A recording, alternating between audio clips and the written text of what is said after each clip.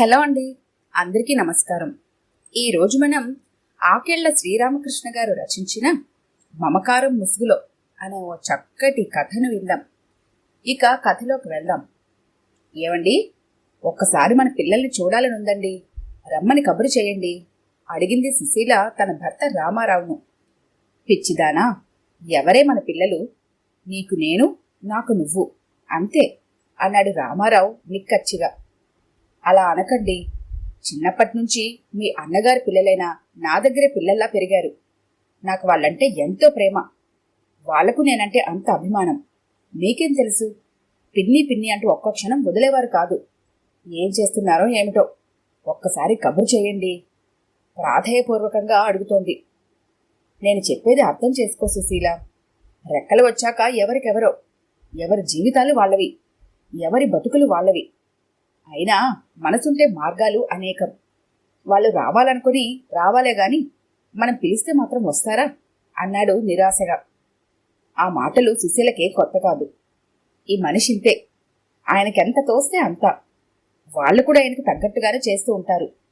అంతా నా కర్మ అనుకుంటూ మెల్లగా నిద్రలోకి జారుకుంది. ఆమె అడిగిన దానికి ఏదో చెప్పాడే కాని రామారావుకు మాత్రం తన అన్నగారి పిల్లలంటే ఎంత అభిమానం. అది తన అన్నగారి మీద మమకారం కావచ్చు, తనకు పిల్లల్లేని శాపం, వారి పాలిట వరం అవ్వచ్చు. ఏదైనా వాళ్ల కోసం తన జీవితం త్యాగం చేశాడు. మగపిల్లల ముగ్గురిలో ఇద్దరిని ఉద్యోగస్తులను చేశాడు. తన అన్న కూతురు గిరిజను తన కూతురులానే పెంచి పెద్ద చేసి ఆమె వివాహం బాధ్యత తన నెత్తిమీద వేసుకొని తన స్వంత ఖర్చులతో చేశాడు. ఇంత చేసినా తన భార్య ఆరోగ్య విషయానికి వచ్చేసరికి ఏమీ చేయలేని పరిస్థితుల్లో ఈ శరణాలయాన్ని ఆశ్రయించాడు. అక్కడ లేని మనశ్శాంతి ఇప్పుడు ఇక్కడ లభిస్తోంది తనకు. కారణం? అది వాతావరణ ప్రభావమా? అది కూడా కారణం కావచ్చు. అందుకే కాబోలు నగరానికి సుమారు 30 కిలోమీటర్ల దూరంలో ఉన్న భవానీపురంలో నిర్మించారు శరణాలయాన్ని. ప్రశాంతమైన వాతావరణానికి పెట్టింది పేరు.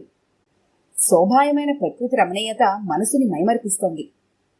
ఆ వాతావరణంలో పచ్చని చెట్ల మధ్య విశాలమైన కుటీరాలలో స్త్రీ పురుషులు తమ వయోభారాన్ని సైతం లెక్క చేయక ఉత్సాహంతో పనిచేస్తున్నారు. పేరుకు శరణాలయం అయినప్పటికీ వాళ్ళందరికీ అక్కడ ప్రకృతి వైద్య సౌకర్యం కూడా ఉంది. ఆశ్రమాన్ని నిర్వహిస్తున్న స్వామీజీ వైద్యం చేస్తే ఎంత మొండి రోగమైనా తగ్గిపోతుందని ప్రతీతి. అలాగని అది ఆసుపత్రిగా శరణాలయం ఉండదు, ఒక పాఠశాలలా అనిపిస్తూ ఉంటుంది. ఇక్కడ వాళ్ళందరూ తోటివారితో ఆప్యాయత అనురాగం పంచుకుంటూ గతం గురించి చింతించక ఉన్న కొద్దిపాటి కాలాన్ని హాయిగా గడపాలనే ఉత్సాహంతో పనిచేస్తున్నారు. వీరికి తమ తోటివారిని చూస్తుంటే చాలా ఆశ్చర్యం వేస్తుంది. వారందరూ కూడా జీవిత సంగ్రామంలో ఎదురుదెబ్బలెన్నో సహించి పోరాడి పోరాడి అలసిపోయి విశ్రాంతి తీసుకుంటున్న యుద్ధ వీరుల్లా ఉన్నారు. తాము మాత్రం వారిలా సంతోషంగా ఉండలేకపోతున్నారు. కారణం? ఎక్కడో ఏదో మూల ఇంకా అయిన వాళ్ల మీద మమకారంతో మనసు మదన పడుతోంది. తను చేసిన అపరాధం ఏమిటి? ఈ శరణాలయానికి రావాల్సిన అగత్యం ఏమిటని పునరాలోచన చేసుకుంటూ గత స్మృతుల్లోకి వెళ్లాడు రామారావు. రవి, మొన్న వెళ్ళొచ్చిన పెళ్లివారు మన అమ్మాయి నచ్చిందని ఉత్తరం రాశారు. వాళ్ళు 1,00,000 రూపాయల దాకా అడుగుతున్నారు. అవి కాకుండా లాంఛనాలు, పెళ్లి ఖర్చులు దాదాపు ఇంకో 1,00,000 పైనే అవుతాయి. మరి మీ నాన్న దాచిన డబ్బులు బ్యాంకులో 50,000 ఉన్నాయి. మిగతావి ఎలా అంటావు? ఏం చేద్దాం ఏమిటి? నీ అభిప్రాయం చెప్పు. మీరెలా అంటే అలాగే, నేను మాత్రం 10,000కి మించి ఇవ్వలేను. మరి నువ్వేమంటావురా? రెండోవాడైన సాయిని అడిగాడు. నేను 5,000 కన్నా ఇవ్వలేను.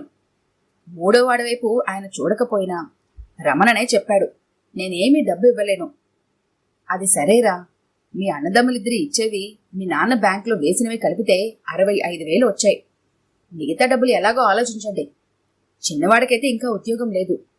రేపొద్దున్నే మీ నిర్ణయాన్ని తెలియజేస్తే నేను ఎల్లుండి వెళ్లి వాళ్లతో మాట్లాడతాను అంటూ సమావేశాన్ని తాత్కాలికంగా ముగించారు రామారావు గారు. పడకుర్చీలో వెనక్కి వాలి ఆలోచనలో పడ్డారు రామారావు. వాళ్ళు చెప్పిన అంకెలు ఆయన చెవుల్లో ప్రతిధ్వనిస్తున్నాయి. మనస్సు చివుక్కుమంటోంది. తన అన్నయ్య కొడుకులకు ఎంత చేసింది, వాళ్ళ గురించి తన జీవితాన్ని ఎంత ధారపోసింది తనకు తెలుసు. తను కూడా చిన్నప్పటి నుండి అన్నగారి సంరక్షణలోనే పెరిగాడు. ఆ విశ్వాసంతోనే వాళ్ళ సంరక్షణ భారంతో పాటు అన్న కూతురు పెళ్లి బాధ్యతను వహించాడు. కానీ వీళ్ళు చదువుల కోసం, ఉద్యోగాల కోసం, ఇల్లు కట్టుకోవడం కోసం, వ్యాపారాల కోసం తన అన్నయ్య వద్ద నుండి ఎంతెంత గుంజేసేవాళ్ళు. వాళ్ళు అడిగిందే తడువుగా అన్నయ్య ఇచ్చేసేవాడు. తన అన్నయ్య వదిన కాలం చేసి 2 ఏళ్లవుతోంది. వాళ్ళు పోయారనే బాధ లేదు సరికదా, ఇంకా వాళ్ళ నాన్న బతుకుండి వాళ్ళకింత సంపాదించి ఇవ్వలేదనే వాళ్ళ బాధంతా. అంతేకాని జీవితాంతం తమ గురించే కష్టపడిన తండ్రి చివరి బాధ్యత తీరుద్దామనే ఉద్దేశం ఎవరికీ లేదు. అలాంటి వారికి ఆస్తులు పంచుకున్నంత సంబరంగా బాధ్యతలు పంచుకోవడం అంటే కష్టమే. మరి తను మాత్రం ఎందుకు? తనకు పిల్లలు లేరు కాబట్టి తన అన్నగారితో పాటు తను కూడా వాళ్లకు ఒకంత సహాయం చేస్తూ వచ్చాడు. ఇప్పుడు తను రిటైర్ అయ్యాడు. తననెవరు చూస్తారు? కన్న తండ్రి తమకేం చేశాడని అడిగే వీళ్ళు తనను మాత్రం చూస్తారా? అలాగని వదిలేస్తే గిరిజకు పెళ్ళవుతుందా? ఆడపిల్ల ఉసూరు మనదు. మనసు ఒప్పడం లేదు.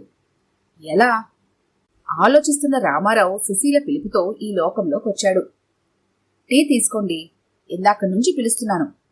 కప్పు చేతకందించి ఎదురుగా కుర్చీ లాక్కొని కూర్చుంది సుశీల. సుశీల, ఈ పెళ్లి ఎలా చెయ్యాలంటావు? వీళ్ళు చూస్తే పెద్దగా ఇవ్వలేమంటున్నారు. సంబంధం మంచిది, ఇంకా తిరిగి సంబంధాలు చూసే శక్తి నాకు లేదు.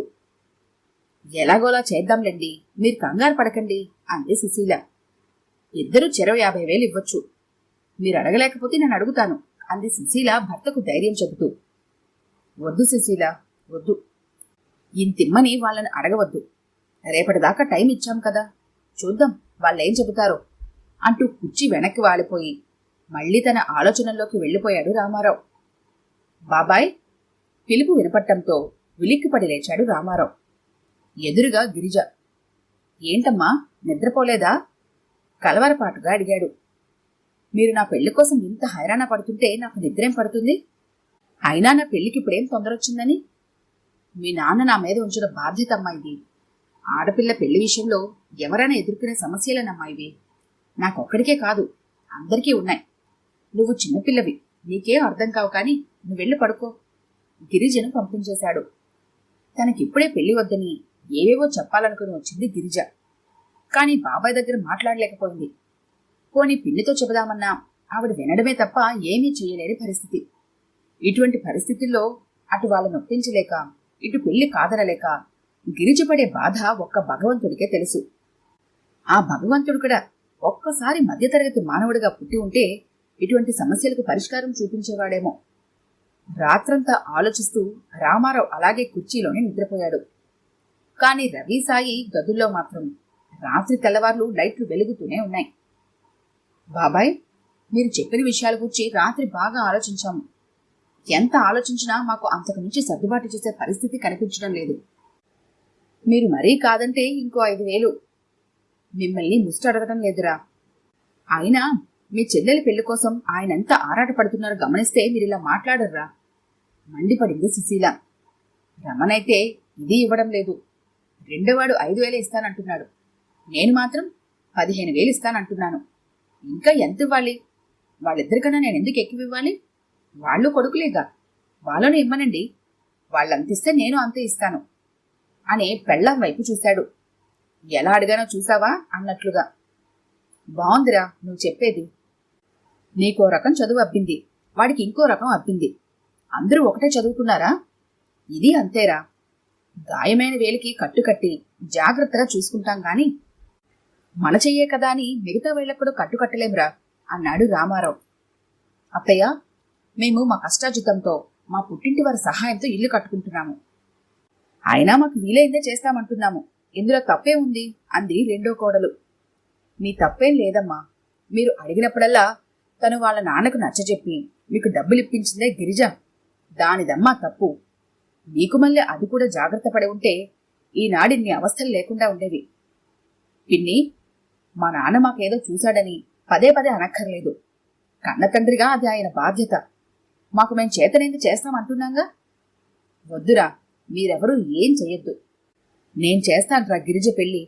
మీ నాన్న పోయినా నేను బతికే ఉన్నానురా. నేనుండగా దానికి ఏ లోటు రానివ్వను. మీరందరూ దాని పెళ్లికొచ్చి 4 అక్షంతలు వేసుకోండిరా చాలు ఉక్రోషంతో అన్నాడు రామారావు. పదండి, ఇంకెందుకిక్కడ? డబ్బులేం చెట్లకు కాయటం లేదు అంటూ కోడళ్ళు కొడుకుల్ని ఇదే అదునుగా భావించి గదిలోకి తీసుకుపోయారు. నిశ్చేష్టులైపోయారు సుశీల, రామారావు. రామారావు తను రిటైర్ అవగా వచ్చిన సొమ్ముకు తన ఇల్లు కూడా తాకట్టు పెట్టి గిరిజ పెళ్లి ఉన్నంతలో వైభవంగా జరిపించాడు. తన అన్న కూతురు పెళ్లి కోసమని కూడబెట్టిన డబ్బు అలా బ్యాంకులోనే ఉండిపోయింది.